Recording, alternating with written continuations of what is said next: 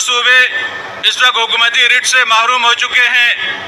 वहाँ अमन और अमान की ये सूरत हाल है कि सिक्योरिटी इदारे महफूज नहीं, थाने महफूज नहीं, छावनियाँ महफूज नहीं, बल्कि फ़ौज वाले भी अपनी गाड़ी में अकेले सफ़र नहीं कर सकते, कानवाइयों की सूरत में सफ़र करने पर मजबूर हैं। जब मुल्क के सिक्योरिटी इदारे खुद महफूज न हों तो मुल्क की आवाम कहाँ महफूज होगी। और सिंध की जो सूरत हाल है वो भी हमारे सामने है। अंदरून सिंध कच्चे के डाकुओं का राज है, वहाँ उन्हीं की हुकूमत है, हुकूमत उनके सामने बेबस है।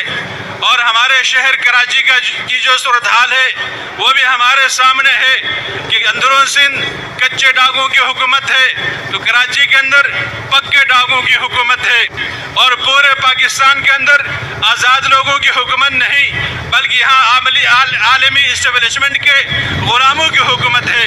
ये पाकिस्तान के आज़ाद आवाम की नुमाइंदा हुकूमत नहीं, बल्कि IMF के गुलामों की हुकूमत है। ये पाकिस्तान की आज़ाद आवाम